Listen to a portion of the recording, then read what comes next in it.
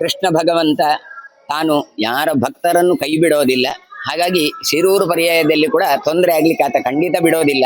ಯಾಕೆ ಕೇಳಿದರೆ ಆಚಾರ್ಯ ಮಧ್ವರು ಭಾವಿ ಸಮೀರ ವಾದಿರಾಜರು ಒಂದು ವ್ಯವಸ್ಥೆಯನ್ನು ಮಾಡಿಕೊಟ್ರು.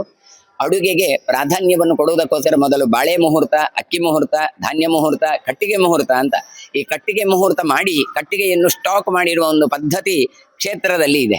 ಹಾಗಾಗಿ ಇಲ್ಲಿ ಕಟ್ಟಿಗೆಯಿಂದ ಅಡಿಗೆ ಆಗೋದ್ರಿಂದ ಅಂತಹ ಒಂದು ಇಂಧನದ ಕೊರತೆ ಇಲ್ಲಿ ಆಗ್ತಾ ಇಲ್ಲ ಗ್ಯಾಸ್ ಇತ್ಯಾದಿಗಳಿಗೆಲ್ಲ.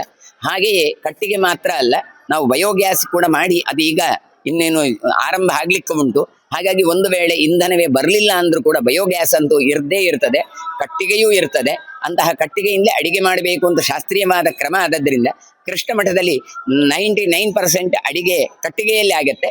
ಮತ್ತೆ ಬಾಯ್ಲರ್ ವ್ಯವಸ್ಥೆ ಎಲ್ಲ ಇದ್ದದ್ರಿಂದ ಕಟ್ಟಿಗೆಯ ಖರ್ಚು ಕೂಡ ಕಡಿಮೆಯೇ. ಹಿಂದೆ ವಾದಿರಾಜರು ಕೂಡ ಅದಕ್ಕೆ ಬೇಕಾದಂತಹ ಕಾಡುಗಳನ್ನು ಕೊಟ್ಟಿದ್ದಾರೆ. ಶಿರೂರು ಮಠದಲ್ಲಿ ಅಂತಹ ಪಾಪೂಜೆ ಮಠ, ಆಮೇಲೆ ಶಿರೂರು ಮೂಲಮಠ, ಚೇರ್ಕಾಡಿ, ಕುದಿಗ್ರಾಮ, ಬೈರಂಪಳ್ಳಿ, ಹಾಗೆಯೇ ಕುಂಟಲಕಾಡು, ಇದೆಲ್ಲ ಕಾಡುಗಳು ಇರೋದರಿಂದ ಕಟ್ಟಿಗೆಯಲ್ಲಿ ಅಡಿಗೆ ಮಾಡುವುದಕ್ಕೆ ಯಾವ ತೊಂದರೆಯೂ ಇಲ್ಲದೇ ಇದರಿಂದ ಭಕ್ತರು ಯಾರು ಕೂಡ ಕೃಷ್ಣ ಮಠದಲ್ಲಿ ಅನ್ನಪ್ರಸಾದ ಸ್ವೀಕಾರಕ್ಕೆ ಏನಾದರೂ ತೊಂದರೆ ಆದೀತಾ ಕೇಳಿದರೆ ಖಂಡಿತ ತೊಂದರೆ ಆಗುವುದಿಲ್ಲ. ಯುದ್ಧ ಇತ್ಯಾದಿಗಳೆಲ್ಲ ಏನು ನಡೆದರೂ ಕೂಡ ಕೃಷ್ಣ ತಾನು ಶಾಂತಿಯನ್ನು ಉಂಟು ಮಾಡ್ತಾನೆ. ಹಾಗಾಗಿ ಕೃಷ್ಣ ಪ್ರಸಾದಕ್ಕೆ ಎಲ್ಲರೂ ಕೂಡ ಧೈರ್ಯವಾಗಿ ಬರಬಹುದು ಅಂತ